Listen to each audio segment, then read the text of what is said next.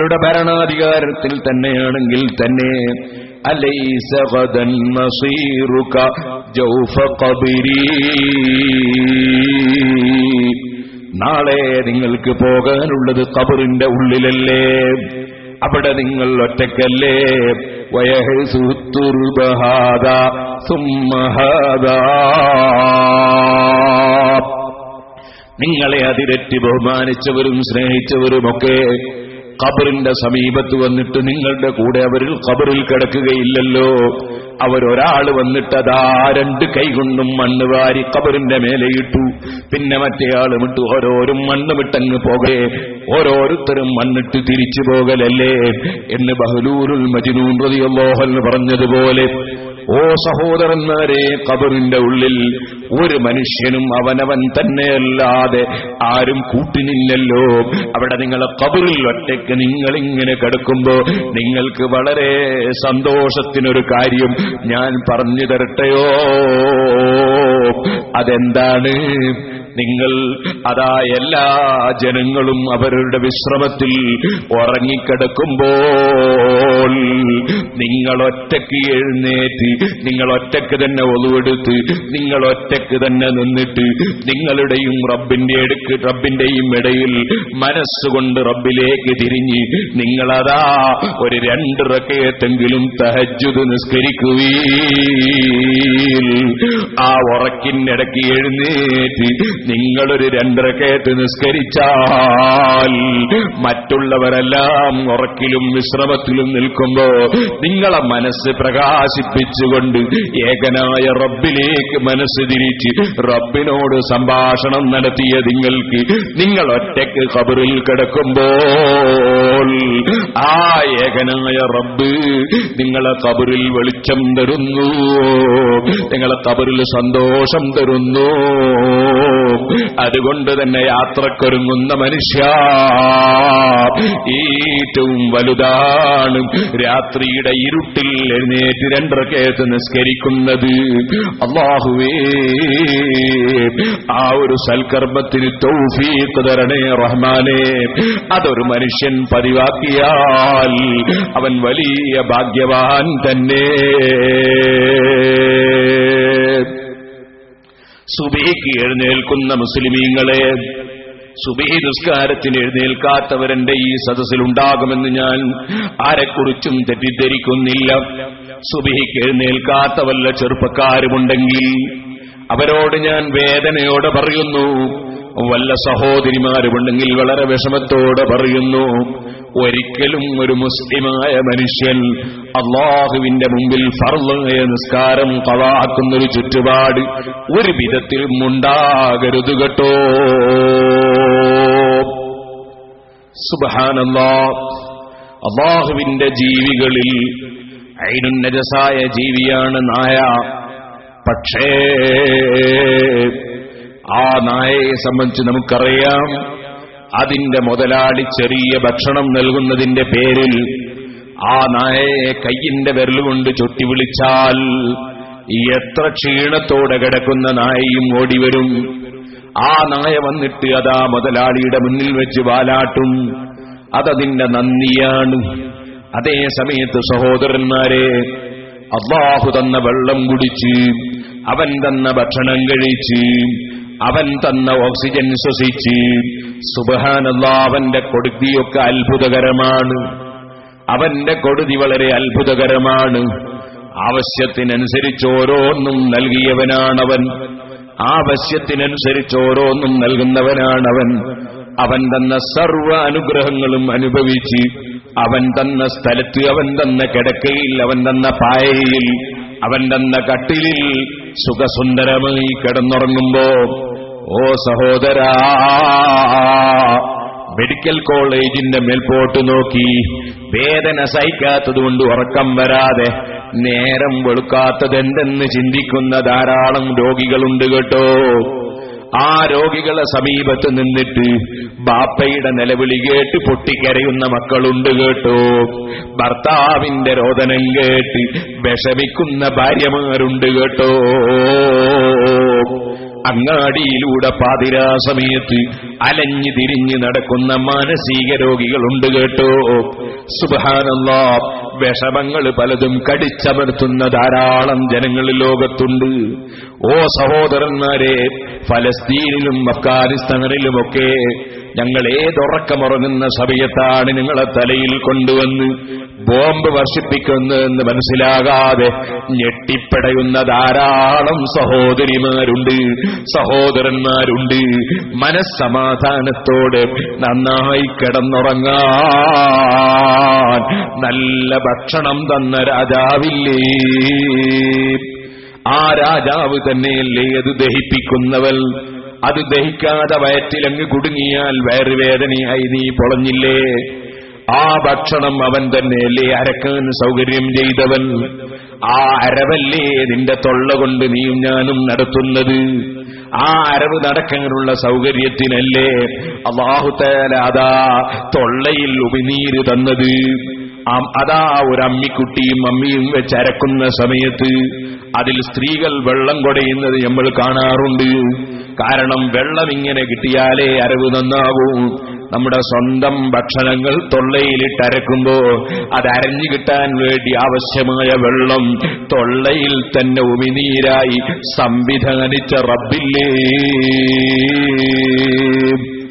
അത് ദഹിക്കാൻ വേണ്ടി അവൻ നിശ്ചയിച്ച കുഴലുകളിലൂടെ അത്ഭുതകരമായ നിലക്ക് താഴോട്ട് കൊണ്ടുപോകുന്ന റബ്ബില്ലേ, മാലിന്യങ്ങൾ പുറത്തേക്ക് തള്ളുന്നതോടുകൂടി പോഷകങ്ങൾ ശരീരത്തിന് തരുന്ന റബ്ബില്ലേ, ആ റബ്ബ് സുബ്ഹാനഹു വ തആല ഓരോന്നിനും വെച്ച സംവിധാനങ്ങൾ അത്ഭുതകരമല്ലേ.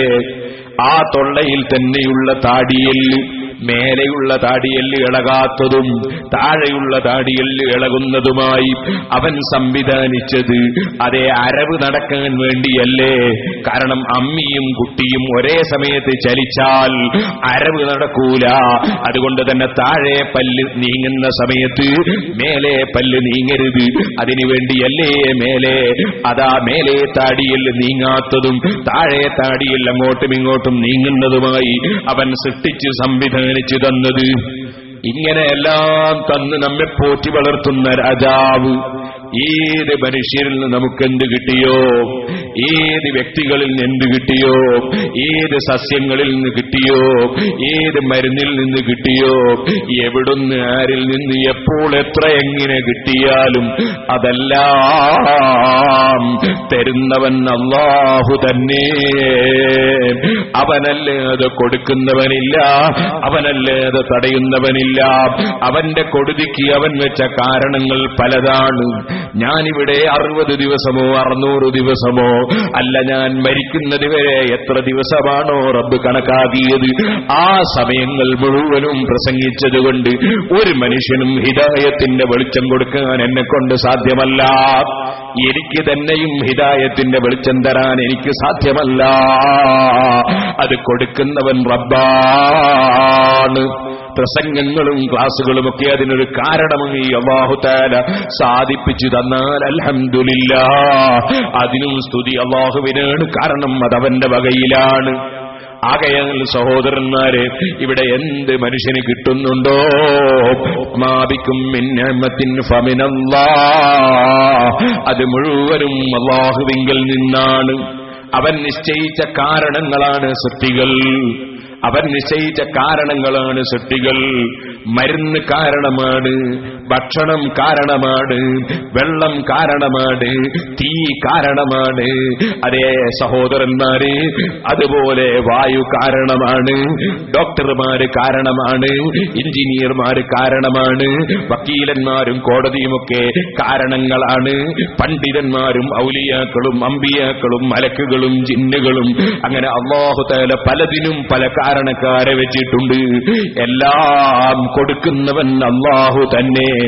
ആ കൊടുക്കുന്ന ആര് മുഖേന എന്ത് കിട്ടിയാലും അതൊക്കെ ലഭിക്കുന്നത് അല്ലാഹുവിങ്കൽ നിന്ന് തന്നെ. ബാപ്പ മുഖേന കിട്ടിയത് റബ്ബിൽ നിന്ന് കിട്ടിയതാണ്. ബാപ്പന്റെ സ്വന്തം പവറല്ല, ബാപ്പക്ക് അല്ലാഹു കൊടുത്ത കഴിവ് മുഖേന കിട്ടിയതാണ്. എന്റെ ജന്മത്തിന് ബാപ്പ കാരണമാണ്, അതുകൊണ്ട് ബാപ്പയോട് കടപ്പാടാണ്. പക്ഷേ അതും എന്റെ രാജാവായ റബ്ബ് എന്റെ ബാപ്പയെ കാരണമാക്കിയതാണ്. അല്ലാഹുവേ, ഞങ്ങൾക്ക് നന്മയുടെ കാരണക്കാരായ ആരെല്ലാം ഞങ്ങളെ വിട്ടുപിരിഞ്ഞു പോയോ അവരെ ഖബറിനെയും നീ സന്തോഷത്തിലാക്കണം റഹ്മാനേ. ഒരിക്കലും ഞങ്ങളെ തിന്മയുടെ കാരണക്കാരാക്കരുതേ അല്ലാഹ്. മനുഷ്യൻ നന്മയുടെ കാരണക്കാരനാകണം. ബാപ്പയും ഉമ്മയും നമ്മുടെ നന്മയുടെ കാരണക്കാരാണ്. ഉസ്താദുമാര് നമ്മുടെ നന്മയുടെ കാരണക്കാരാണ്. ആലിമീങ്ങളും ഔലിയാക്കളും അമ്പിയാക്കളും മലക്കുകളുമൊക്കെ നമ്മുടെ നന്മയുടെ കാരണക്കാരാണ്. ഇബ്ലീസും ഇബ്ലീസിന്റെ സൈന്യങ്ങളുമൊക്കെ തിന്മയുടെ കാരണക്കാരാണ്. കൊടുക്കുന്നവൻ അല്ലാഹ് മാത്രം, തടയുന്നവൻ അല്ലാഹ് മാത്രം, ഹിദായത്ത് നൽകുന്നവനും അല്ലാഹ് മാത്രം, പിഴപ്പിക്കുന്നവനും അല്ലാഹ് മാത്രം. അതിന് അല്ലാഹ് വെച്ച ധാരാളം കാരണങ്ങൾ രണ്ട് ഭാഗത്തുമുണ്ട്. ഇരിക്കട്ടെ സഹോദരന്മാരെ, ആകയാൽ ഏത് മുതലാളി മുഖേന നമുക്ക് കിട്ടിയാലും, ഏത് രാജാവ് മുഖേന കിട്ടിയാലും, ഏത് മനുഷ്യൻ മുഖേന എന്ത് കിട്ടിയാലും അതെല്ലാം തരുന്നവൻ അല്ലാഹു തന്നെ. അവനല്ലാതെ കൊടുക്കുന്നവനില്ല, തടയുന്നവനില്ല, അവനല്ലാതെ അധികാരമില്ല. ഇന്ത്യയുടെ പ്രധാനമന്ത്രി മൻമോഹൻ സിംഗ്, അദ്ദേഹം നീണ്ട താടി വെച്ചിട്ടുണ്ട്, വലിയ തലപ്പാവ് ധരിച്ചിട്ടുണ്ട്. അത് അദ്ദേഹത്തിന്റെ മതത്തിന്റെ ആചാരമാണ്. ഓ മുസ്ലിമീങ്ങളെ, അവിടെ നമുക്ക് പാഠമുണ്ട്. അവനവന്റെ മതത്തിന്റെ ആചാരം ജീവിതത്തിൽ പകർത്തിക്കൊണ്ട് തന്നെ എത്ര വലിയ രാഷ്ട്രത്തിന്റെയും പ്രധാനമന്ത്രിയാകാൻ കഴിയും. ഏത് രാഷ്ട്രത്തിലും പോയി പ്രസംഗിക്കാൻ കഴിയും. അതിനൊന്നും മനുഷ്യന്റെ മതത്തിന്റെ ആചാരം വലിച്ചെറിയേണ്ടതില്ല. അത് നമുക്ക് പാഠമാണ് നമ്മുടെ പ്രധാനമന്ത്രി. എന്നാൽ ഞാൻ ചോദിക്കട്ടെ, സ്വന്തം ഭാര്യ എന്ത് പറയുമെന്ന് പേടിച്ചിട്ട് താടി വടിക്കുന്നവരില്ലേ? താടി വളർത്തണമെന്ന് മനസ്സിലുണ്ട്, പക്ഷേ ഭാര്യ ഇഷ്ടപ്പെടുമോ എന്ന് പേടിച്ചിട്ട് താടി വടിക്കുന്നവരില്ലേ? അതുപോലെ മറ്റു ചിലരെ തൃപ്തിപ്പെടുത്താൻ വേണ്ടി പലതും ചെയ്യുന്നവരില്ലേ? എത്ര വലിയ തലപ്പാവും ധരിച്ച് അമേരിക്കയിൽ പോയി പ്രസംഗിക്കുന്നതിന് മൻമോഹൻ സിംഗിനൊരു അപമാനവും തോന്നുന്നില്ല.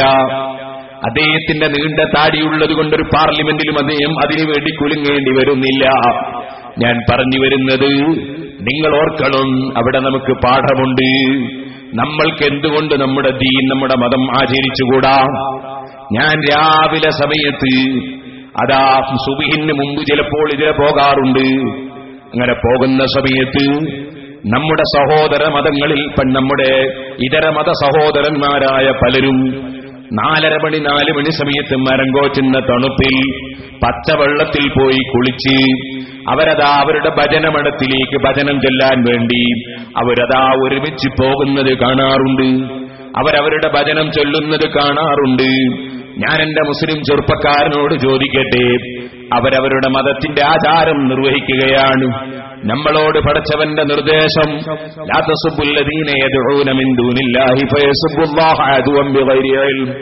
മറ്റ് മതക്കാർ ആരാധിക്കുന്ന ആരാധ്യ വസ്തുക്കളെ ചീത്ത പറയരുതെന്നാണ്, തെറി പറയരുതെന്നാണ്, ശകാരിക്കരുതെന്നാണ്. നമ്മളതിനെ ശകാരിക്കാനും തെറി പറയാനും പോകരുത്. പക്ഷേ ഞാൻ ചോദിക്കട്ടെ, നമ്മുടെ പള്ളിയിൽ നിന്ന് ബാങ്ക് വിളിക്കുമ്പോൾ എഴുന്നേറ്റ് പള്ളിയിൽ വന്ന് നിസ്കരിക്കേണ്ട നമ്മൾ പള്ളിയിൽ വരാൻ അഥവാ സാധിച്ചില്ലെങ്കിൽ തന്നെ എഴുന്നേറ്റ് 2 റകഅത്ത് റബ്ബിന് സുജൂദ് ചെയ്യാനുള്ളൊരു ഈമാൻ നമുക്കില്ലെങ്കിൽ പിന്നെ നമ്മളെന്ത് മതവിശ്വാസിയാണ്? ഇസ്ലാം എന്ന് പറയുന്നതിന് എന്തർത്ഥമാണ്? മുസ്ലിം എന്ന് പറയുന്നതിന് എന്തർത്ഥമാണ്? ഓരോരുത്തരും നെഞ്ഞത്ത് കൈവച്ച് ചിന്തിക്കണം. ഞാൻ പറഞ്ഞ വിഷയത്തിലേക്ക് തന്നെ പോകട്ടെ. ഓ സഹോദരന്മാരെ, മൻമോഹൻ സിംഗ് ഇന്ത്യയുടെ പ്രധാനമന്ത്രിയാണ്. പക്ഷേ നിങ്ങൾ ആലോചിച്ചിട്ടുണ്ടോ, എന്റെ താടിയിൽ ഒരുപാട് രോമങ്ങൾ ഇപ്പോൾ വെളുത്തുപോയി, എന്റെ മീശയിൽ ഒരുപാട് രോമങ്ങൾ വെളുത്തുപോയി.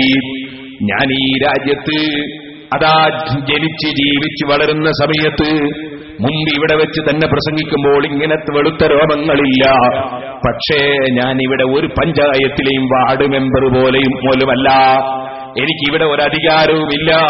പക്ഷെ ഇന്ത്യയുടെ പ്രധാനമന്ത്രിക്ക് വലിയ അധികാരമുണ്ട്.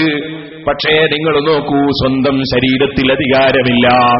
സ്വന്തം ശരീരത്തിൽ അധികാരമില്ലാത്തത് കൊണ്ട് തന്നെ ഇന്ത്യയുടെ പ്രധാനമന്ത്രിയുടെ താടിയിലെ രോമം വെളുത്തത് നാം കാണുന്നു. സ്വന്തം മീശയിൽ അധികാരമില്ല, സ്വന്തം താടിയിൽ അധികാരമില്ല, സ്വന്തം തലയിൽ അധികാരമില്ല. ഇവിടെ ആർക്കാണ് സ്വന്തം ശരീരത്തിൽ അധികാരമുള്ളത്? പ്രധാനമന്ത്രിയുടെ മീശയുടെ രോമത്തിന്റെ കളർ നിയന്ത്രിക്കാൻ പ്രധാനമന്ത്രിക്ക് അധികാരമില്ലെങ്കിൽ പിന്നെ മുഖ്യമന്ത്രിയുടെ കാര്യം പറയണോ? മറ്റ് മന്ത്രിമാരുടെ കാര്യം പറയണോ? ഇവിടെ ആർക്കും ശരീരത്തിന് അധികാരമില്ല. സ്വന്തം ശരീരത്തിലെ രോമത്തിന് പോലും അധികാരമില്ല. അധികാരമുള്ളവനൊന്നേ ഉള്ളൂ, അവൻ ഉടമസ്ഥനാണ്, അവൻ സൃഷ്ടിക്കുന്നവനാണ്, അവൻ കൊടുക്കുന്നവനാണ്, അവൻ തടയുന്നവനാണ്, അവനാണ് എല്ലാ വിഷയത്തിന്റെയും സൃഷ്ടാവ്.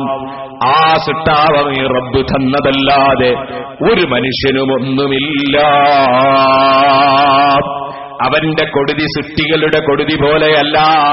സൃഷ്ടികളുടെ കൊടുതിയൊക്കെ ഇങ്ങോട്ട് കിട്ടണമെന്ന നിലക്കുള്ള കൊടുതിയാണ്. ഏതൊരു മനുഷ്യനും മക്കളെ പോറ്റുന്ന സമയത്ത് മക്കളിൽ നിന്ന് ഇങ്ങോട്ട് ഉപകാരം കിട്ടണമെന്ന നിലക്ക് പോറ്റുകയാണ്. ശിഷ്യന്മാരെ വളർത്തുമ്പോൾ ആ ശിഷ്യന്മാര് പഠിച്ച് വലുതായി വളർന്ന് അവര് ദീന് പ്രചരിപ്പിക്കുന്നത് കൊണ്ട് എനിക്ക് അല്ലാഹുവിന്റെ അടുക്കൽ കാര്യം കിട്ടണമെന്ന ചിന്തയാണ്.